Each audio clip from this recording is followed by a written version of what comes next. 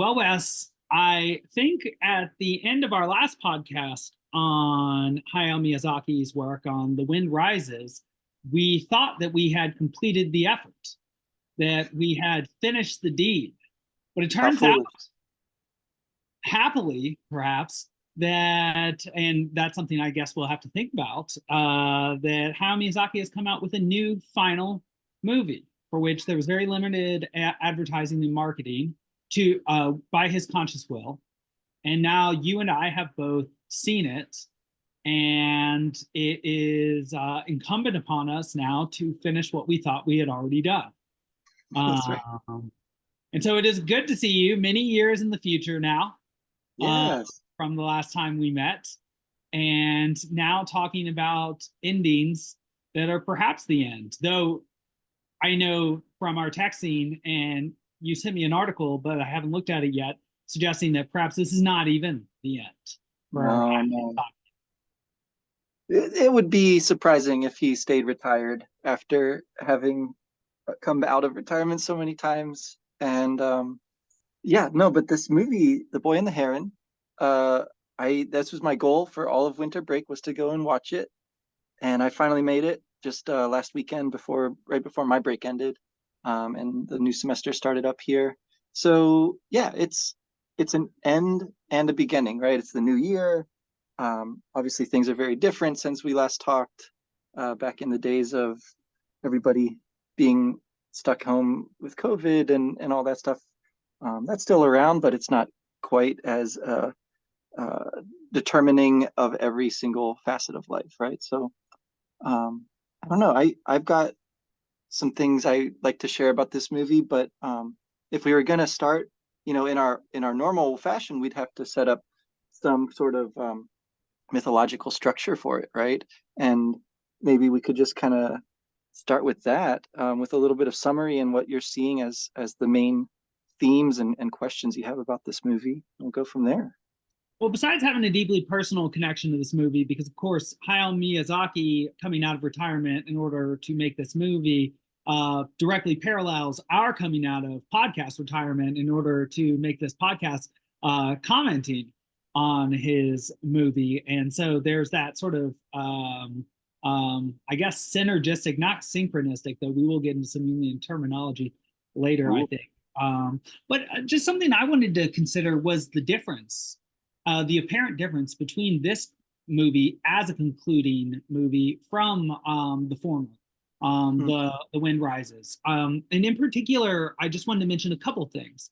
There's a huge anxiety of influence in The Wind Rises. There's this Italian great plane maker who follows his dreams, who is the eternal model for the protagonist, even until the end of their careers, and it seems like they go off into heaven together. Oh yeah. The Boy and the Heron does not suffer from such an anxiety of influence. There is a sort of archetypal familial figure who is the great uncle, sort of like the uncle character from the Nutcracker, and but also there's a direct line between this figure and Mahito. So there's a sameness and an identity Yes. that's not present with the outside influence of somebody from a different culture, someone who happened to be a fellow Axis power. And even though The Boy and the Heron features World War II prominently, the war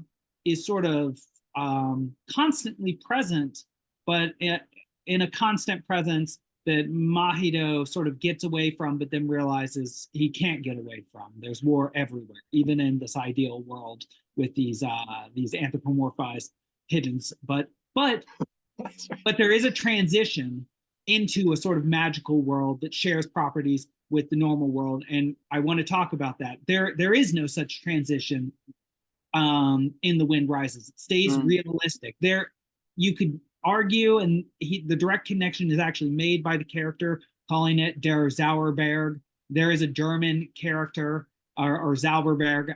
It is the magic mountain where like tubercular people are supposed to get well. And yeah, sure, that's sort of fantastic, but it's still realist in that there are not ghosts moving around, or people capable of magical feats Oh yeah. of power. So you could make the argument, but you would have to make the argument. Whereas this takes the model far more of Spirited Away. Oh Um, yeah. right? Like you go from the world where there's a major transition happening. Chihiro is moving away from her former home to a new home. Archetypal situation, needs to go through sort of a transformation and build some character to meet the new situation. For sure. Buildings Roman out the wazoo. But we get something similar here. But why does he now end his career with Yeah. this rather than the realist effort? If you accept that categorization, and I don't think that's I don't think that's the most uh the biggest thing to argue about this, but Well, it's a great question. I guess it seems to me that when he retires, he intends to stay retired, and then something happens where he has to tell another story, right? He starts, drawing. He starts thinking about. He starts dreaming about. Who knows where the ideas come from? Um, but as far as influences go, I mean, that's a big piece of it, right? It's not just that there's an influence upon him, but then there's also this sense in which he is the influence on others, right? And he wants to tell the story. He wants to impact the world a certain way, and he really seems to have a strong, sense of um, the importance of character development and things like that, and understanding oneself and growing, and that's I think why he keeps telling these stories, and the power of the dreamlike world, or this sort of fantastic world. It has a kind of explanation, right? Which reminded me of Howl's Moving Castle a lot, with the meteorite that comes, and it has like strange powers. Strange things happen when you're near the meteorite, and mm, there's that aspect of it. And then there's also this aspect of like the power of books and literature, right? The uncle traveled in the West. He came back with all these ideas, and built they drove himself him crazy, just this like library. He's a yeah, Quixote figure. yeah, Yeah. the Quixote and the Jose Buendias of Cien But Años de Soledad, who study Melquiades and go crazy because of what they're reading. yeah, Uh, right. so there's a concern there. But I want to say that there's something about the um, the opportunity maybe for him to sum up more of his various attempts at distilling this message, because I feel like almost all the films recur in some form in the course of The Boy and the Heron, right? There's structural elements of the story, and then there's images. There's even to the level of just like misdirections that he seems to really enjoy. Like you mentioned when we were talking last night about the sort of false climactic ending, which then we sort of revisit again before the ending. That's a thing he does, right? And so there's a lot of ways in which this seems to be him unable not to tell the story, right? He has to do it again in another form, in another form. So there are two things I want to say to that. One is that I feel The Wind Rises was wrong as an ending to his career. And I think he felt that too. As a fellow sort of person with artistic temperament, it is an aesthetic judgment, and one that is very much debatable, even though people say, what is it? De gustibus non est disputandum. It's like, well, Uh, that's all we do actually is dispute matters of taste. But I think also the artistic product was wrong. It was a practical thing that was misused for war. I mm, don't, I mean, maybe if his work were used for like terrible propaganda, that could be the right ending to his career as an artist. And he does talk about sort of the artistic life to some extent, but in this work, he gets to develop a world that is entirely made up of art, and that but is still subject to the limitations of the artist, and therefore represents not only himself as a young person, and not only this force that transforms him through this heron, this like sort of Jungian self, which is mixed up with the shadow, which is why it's like uh, an ugly, bald, large, bulbous nosed creature inside of this heron, which is usually sort of a regal creature. yeah. It transitions him to adulthood, but the world itself still has this mass influence and these misunderstandings between differing species groups, these birds, Right. as well as is has to be balanced every 4 days or so, was it? And the With the balance, Jenga blocks. and they Little. are irrationally constructed, suggesting something like it requires the presence of the creator, because Mm. these are all temporary solutions. And so there are just a couple of things about that that indicates a sort of realism from the sort of international relations theory, where like when people are put in certain situations, they act in certain ways. Mm. And this is sort of a truth that's recognized by people who are in the offensive realist camp. But it could also very much be just the subjective feeling of, and I don't mean to like westernize this and give it the original sin idea, but like it is the limit. It could also be the limitations of the artist, which perhaps this means the same thing as the first point too, that lead to faction and division and misunderstanding in his own world. And when I say misunderstanding, I mean I recall the poignant scene where the main character Mahito is talking to the downed pigeon who was lit on fire by the sort of goddess timeless Oh. world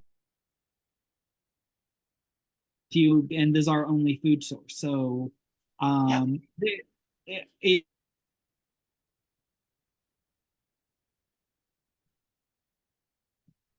the political side of them being pitted into this game of survival where they have to act in ways that are antithetical to others, and that this is even this and this even exists in the fantasy world, which is created by somebody who created this world to create, to sort of avoid or to transcend or to escape from, because of his crazy learning, the world in which he had in that which he had inhabited prior.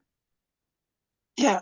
Did did you feel like the theory or account of the Wara Wara, the little guys, being the souls of those not yet born, was like a true thing? Like, is this a real world and a transcendent world in that sense? Like, it's getting us beyond uh, the life and death that we experience here? Uh, because I wasn't sure how much that could be like wrapped up within the creator, with his Jenga blocks, the uncle, and how much it was, you know, the case that he actually is at the mercy of other forces and powers, the meteorite, for example, or even that mysterious kind of cemetery, right? The gates of it have um, a Japanese script over them that essentially is saying like "stay out," whereas the gates to the library, right, have kind of matching script, but it's from Dante. It's you abandon all hope. That sort of sentiment is represented there. And so I think my question, I guess, is similar to a Dante who takes a religious experience, a reality, and then sort of weaves it into his own personal poetry and his own um, storytelling, if you like, right? Um, is there a sense in which this is happening through the dream world? Are we getting a representation of something that we should consider real, right, and not just imaginary, and contingent upon its creator, the human figure, but in some way, you know, a spiritual domain that we now have access to. Yeah, no, absolutely. I think at the very least, what this spiritual world is the world which Hayao Miyazaki has occupied and created. Mhm. And he is the great uncle that has to create and recreate, and now needs a Seems that way. success in the last bit of his life. And he recognizes that even in this beautiful escapist reality he's created, there are these limitations to it, like the presence of conflict, even in his most beautiful works, like Princess Mononoke, for example. And I think there's a real sense of ownership in what is absent from this work. Um, Often he has figures of the Great Mother very present, and nature as this overwhelming force.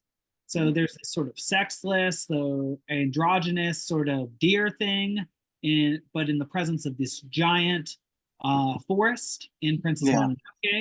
Mononoke, and also in the negative form in the curse on Ashitaka. Mhm. But I think especially of Ponyo, where there's The Great this Mother. Yeah. this figure of the steward, you right, the redheaded sort of artistic guy, and that seems to be Hayao Miyazaki at that point in his career, and he's still steward to yes, this great mother who's the ocean, who he's had the chance to sort of mate with to create these little fish like Ponyo, Mhm. and that's a little humbler too. But I think like in Plato's late dialogues, they get right into it because the time for play is over. Here he's taking full responsibility for the world. And insofar as there is a world he has full responsibility of, it's one of his own making. It's the work of his own art. And what he Yeah. seems to be looking for and understanding is that the message of art has to be continually restated. And and and something that I don't see how he couldn't possibly I don't it would be impossible for him not to have thought about the colossal failure of his son Goro Miyazaki's 3D efforts a few years back, and how that surely sullied the reputation of Studio Ghibli and made people question whether it could ever make a single good movie after that. It certainly made I never made it through that movie, and I don't intend to. It was the characters were as unappealing as the artistic style used to represent them, and it was a shallow and irredeemable piece of codswallop, as far as I'm concerned. But this work does seem to be about the place of art in one's life and the necessity for there being great artists to take up the mantle of a former artist. There being sort of a succession, not like a sort of priestly succession in that it's like a sort of institutionalized thing, but a succession of artists is necessary, and to continue to remake this world outside the world that in some ways is still a mirror of the world. And I think that's something that he's recognizing the need of, and why he ultimately I think chooses a masculine protagonist as well. He unlike many writer artists for the young has a good balance of female and male protagonists. Nausicaa, Kiki, Chihiro, for example. And but his last two movies, it's a boy. Mhm. And so it's because it's got to be him. Ultimately, he's got to tell the story about himself. And so yes, I think there is a world that we get access to through him. It is the world um, that Mahito eventually gets access to through the Heron and Yeah. his own sort of grit and determination. Um, but but before I guess we get too deep into that, I want to just think about some other points on this, and maybe we can connect it all together Sure. near the end. So, I mean, what do you think of even the basic conceits of this story? So there's this boy, and there's this very impressionist scene where there's a fire, and his mom and his dad is running, and it seems like his mom dies, and oh, now we're going out to the countryside again, and it reminds us of our neighbor Totoro, that's Yes. moving out there, and that underlying sense of maybe tragedy. I think you've read the article too that possibly the whole story was an allegory for the murder of these two girls and this sort of an afterlife, and very Right. interesting stuff because it's otherworldly.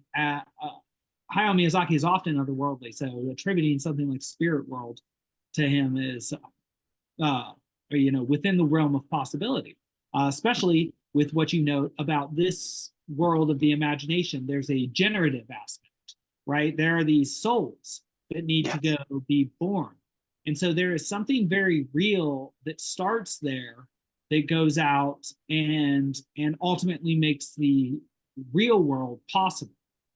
This place is also a place that, even though there's a cemetery, is outside of time because it's got this Yes. hallway. And the craziest thing about this And I'm very much thinking of Emerson and his description of how the genius says what you were supposed to say, and too bad for you. Is I've always had this image of like the infinite hallway in my mind, and even pre the Matrix 3 that does this as well. Uh, Mm, of like and having different worlds through the hallway. And so there's this hallway, and Mahito can go back to his normal time where his dad is and his mom is dead, and his mom can go back to when she was young, before she grew up and had him. I guess a couple of things about that, and I said I wanted to get it kind of what it bothered me about this is why does she go back to that time when she was younger? And was it just that when she was younger, she came to this place for a reason separate from what must have impelled her to go back, grow old enough to have Mahito, and then die? Because, right. or did she somehow come at the moment of her death, or is she some sort of projection of him, in the same way that maybe Kiriko is? Though obviously within the actual story themselves, they both have real reality and they both go back through the same door, and then they age, and one ages and one ostensibly is dead. But the other thing I wanted to bring up is bothersome, and because I didn't understand it was Mahito just supposed to accept that his aunt was now his mother? It seems like he had no preparation for this, and his dad is represented sort of typically as like a dad by Hayao Miyazaki. Again, I think of My Neighbor Totoro and how much the Yeah. dad works, and then there's sort of just we don't really get much of Jahiro's dad, but he seems like a very typical dad and sort of gluttonous and has credit cards. And then this dad is a workaholic too. Yeah. So much so that he's not even there for like his new wife, who looks just like his sister and or her sister, Her sister. Yeah, yeah, and yeah. and he's just taking her on in this sort of like Old Testament ritual or something like this.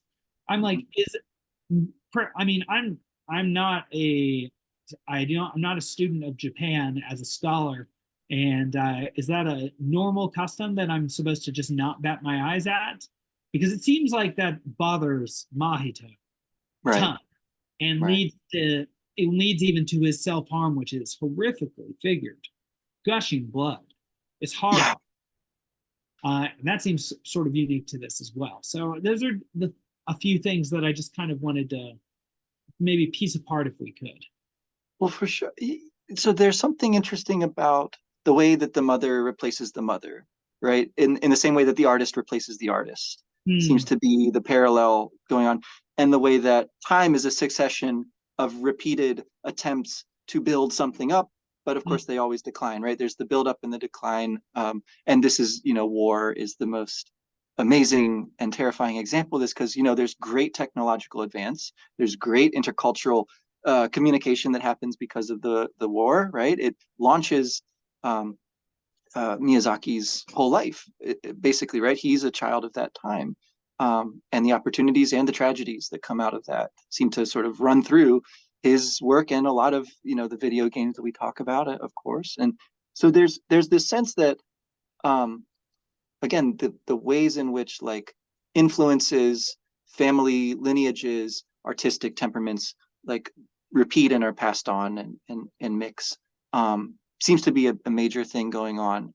I don't know that there's a necessity exactly for the mother to go back to her own time, other than I mean I take that to be a kind of affirmation of the real world, right? The Okay. world Yeah. as we experience it, and we experience it in time, but we can at least imaginatively and maybe in some spiritual sense transcend the time dimension that we normally know, and we can reach this kind of artistic eternity or this religious eternity. But it seems like she embraces her actual mortality because she will, you know, give birth to this person who she's gotten to know through their kind of dreamlike adventure. Um, that seems like that's the idea there. Um, and also I guess the alternative, besides leading to certain, time paradoxes and stuff, um, it's like the place for her um, has been filled, right? the process of this whole thing seems to be leading Mahito to understand and accept his aunt as his mother, right? As the mother figure that is chosen for him, I suppose, by his father, but also by the events of the world, right? Of war, of mortality, of the weirdness of the meteorite arriving in the first place, whatever, right? It's like these characters, for all that they can change things sort of magically, right, with the power of the dream world, they instead sort of go back and embrace the world as we all experience it. And I mean, I think that's a big part of the repeated message. Does seem to be about nature a lot of times, right? The great mother, or just the natural world, the ways that it manifests in different images. But as part of that, I mean, I think that can also sort of include human society, right? And just sort of managing as a person, as a full person, not entirely taking refuge in art, because it does seem like that leads to destructive chaos or something at the end of this whole thing. So I wonder about, I just want to, I guess, ask about the book. So there's a particular book. It's right around the same time, I want to say, as the self-harming. Right, he's in bed. He's not really able to go to school anymore. But he finds this book that his mom left for him. It's inscribed to him, and it's called "How Do You Live?" And it's the title of the film is "How Do You Live" in the original Japanese, and then it's changed to "The Boy and the Heron" for the American release. And it seems to be, a very moving story for him. He's sort of crying, and that's like the moment when his aunt has gone off into the woods, right? And so he needs to like go on his adventure. And I think, I mean, I don't know for sure, but it seems like the book, from what I've read about it, is basically a realistic story about like, making friends, dealing with people you don't get along with, dealing with a loss in a family, and sort of like deciding on how you're going to live your life. It's all pretty realistic, I think. So I take that to be, Miyazaki's like insertion again of like, I could have told this realistic story, right? I could have just like made this book into a movie, and maybe that's what you were expecting based on the title. But look at what I'm doing instead. I'm sort of like allowing that to be an option among other options, and we're going to choose it at the end. But we're going to go through this whole thing, right? All of his fantastic storytelling to get to, life, death, birth, marriage, those kind of like core realistic themes and images and things. So that's what I take to be going on with that part of it. Yeah, so that makes me think two big things. So the medieval sort of Arabic and Jewish philosophers that I study, like particularly Maimonides and Averroes and Al-Farabi, suggest that there are two major ways to influence people: by means of images, and then for a very rare sort of recherche few, or rarefied few, by the intellect. And so what that comes down to is that most people are going to be persuaded by stories with interesting images contained within them. And when I think about a masterpiece maker like Hayao Miyazaki, and I've read the same thing about How Do You Live, that it's a series of sort of moral statements, even that a core of some beautiful notion that helps one to adapt to reality, or ornamented with the most gorgeous art, I think is going to have a very powerful and very positive effect on those who witness it. And I think that's sort of the point, right? And that's very Platonic, not in the fascist Plato way, but in that art is influencing one, and that this is art that influences one in a positive way. So one's really getting the enjoyment, which is what we really want, but then also the ennoblement, which is what we really really want. The second point I was going to make that I think you just nailed is that I think what Hayao Miyazaki often is representing, Kiki's delivery service in particular, again, Spirited Away, again, Princess Mononoke, and this movie, and also Howl's Moving Castle, um, is the mythological sort of representation of what it's like to be in a new archetypal situation that you need to adapt to. Boom, your mom's dead, now you have a new mom. New Mm. mom, like Cinderella, like Hansel and Gretel. It is a archetypal situation, and she could be the devil or she could be an angel, at least in the basic outline of the situation. Usually somewhere between, right? As a human. Um, or in the case of Chihiro, new place. Now you have to, your sort of old version of you needs to die, and you need to go through a process, like a sort of montage, a spiritual montage of going through various obstacles and reevaluating how you see things, including yourself, in order to develop.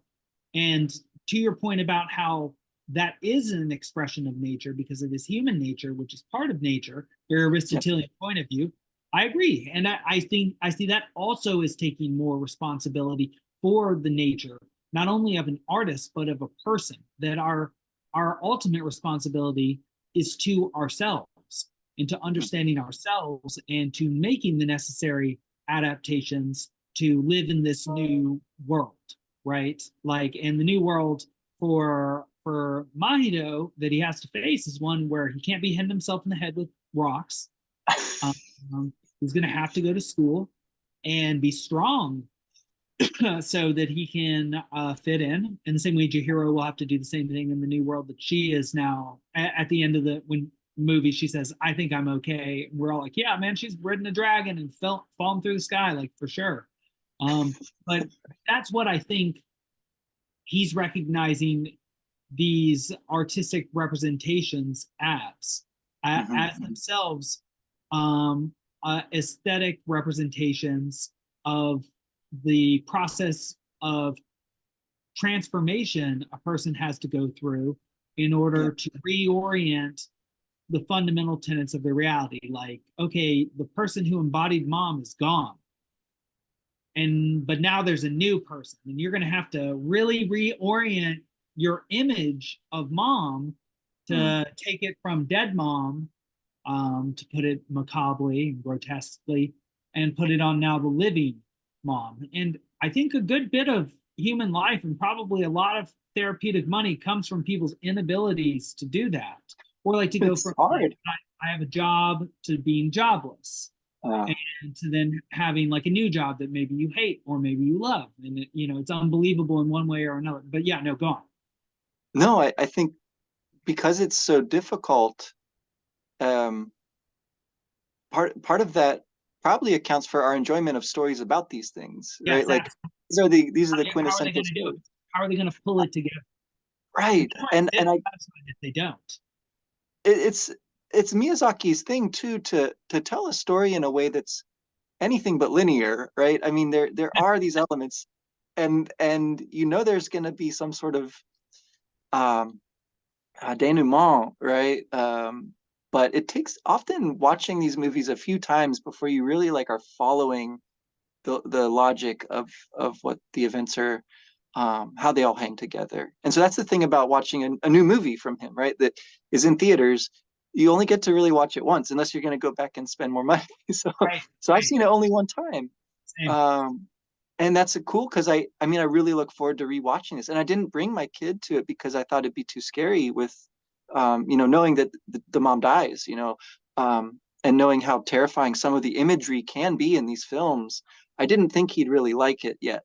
So I'll get to watch it, more times down the line, hopefully, and maybe talk to him about it as he grows up. But there's something to that of, you know, again, taking a story which in its outlines is universal, well understood, well told, and yet realizing there's something so difficult about actually living this out, There's so many ways in which this story can be unfolded and glamored up, and crazy things can happen within it.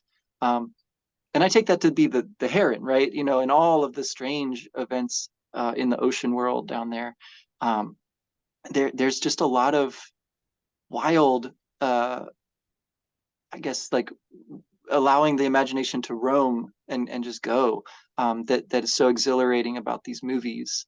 Um, yeah, that I think he hasn't lost at all. What I will say about in terms of like enjoying the movie, I found the hardest part to like at first was the music because it wasn't the lush orchestral style that I was expecting, and had really loved in all pretty much all the other movies.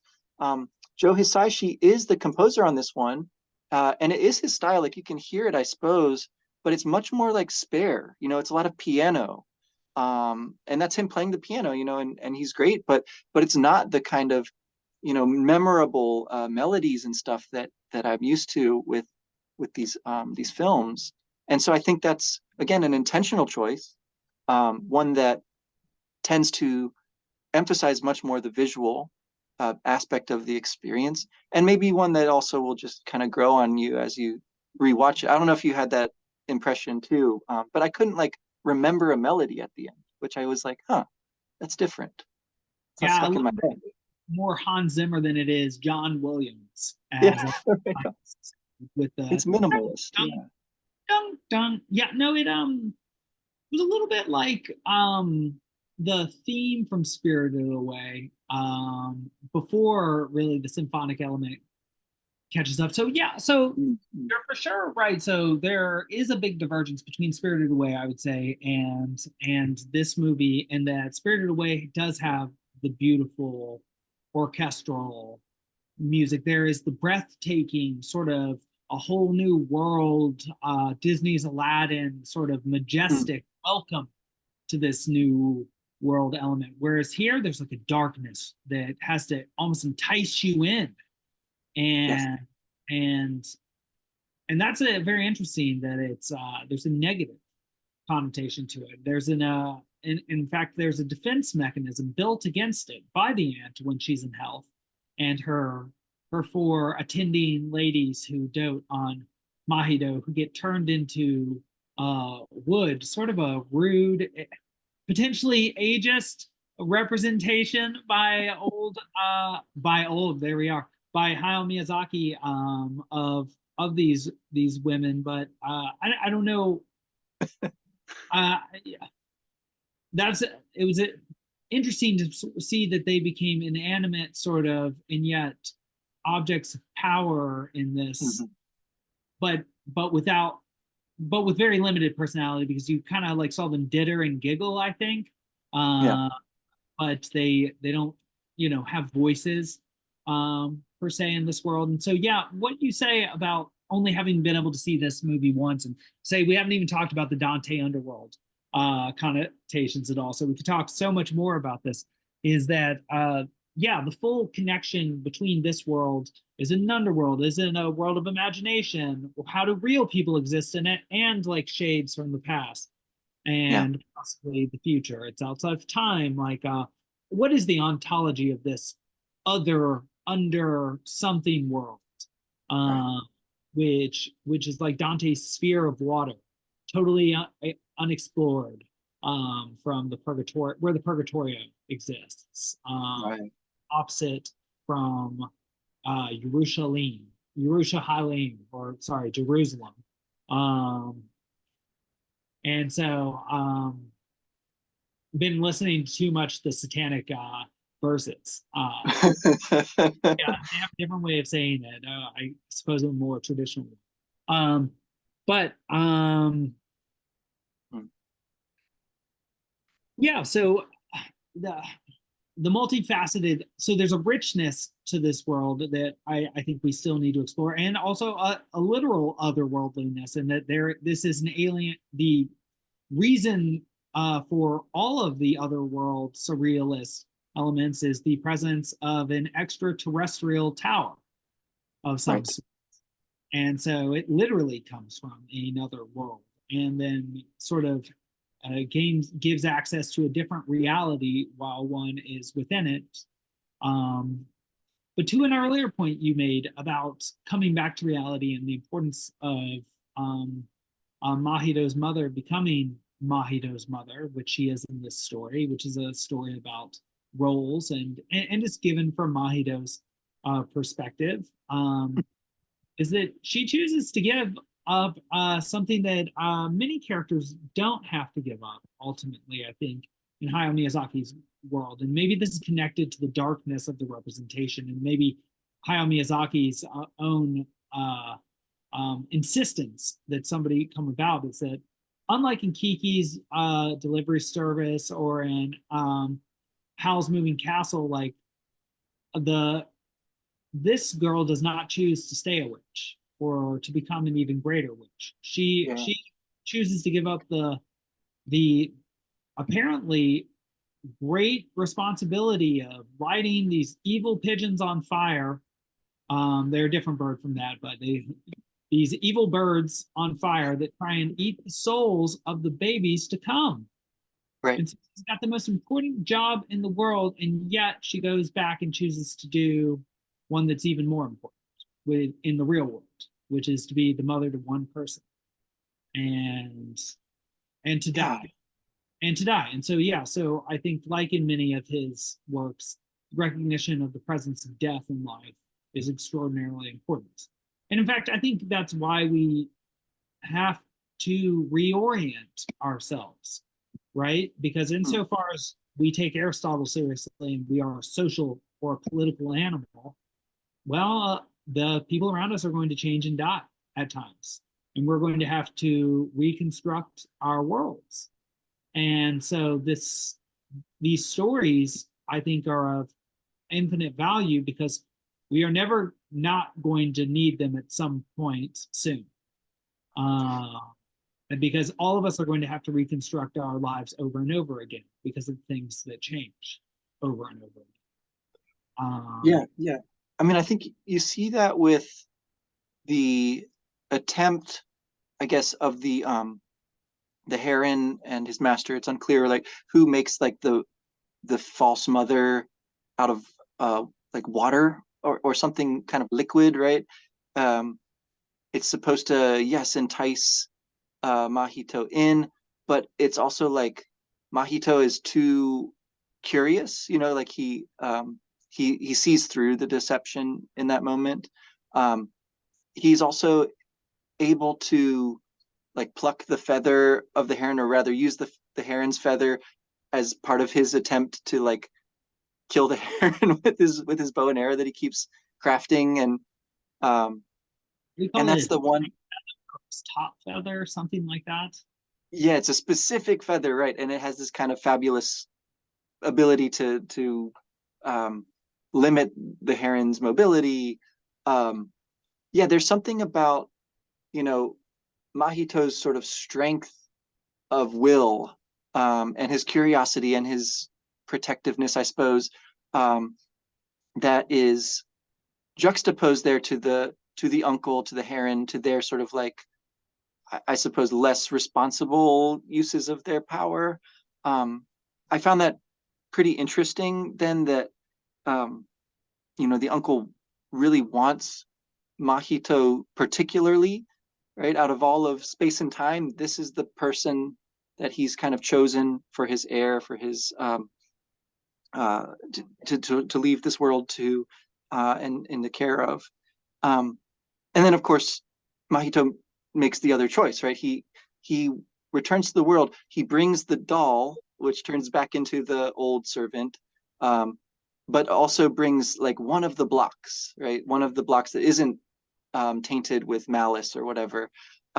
So he sort of has a bit of both. He has that kind of balance, um, which I'd read that to be Miyazaki's, you know, yearning as well, right? As great an artist as he is, there's immense sacrifices he must have made.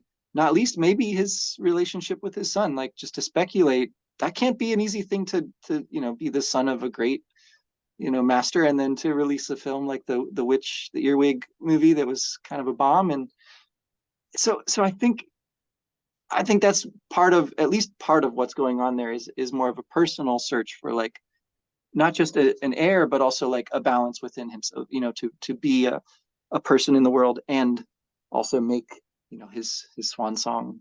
Presumably, of course, he'll make more, but we'll see how long he lives. Yeah, He that's can't the just be question. Uncle Drosselmeyer, but he must also be the father. And In the Nutcracker.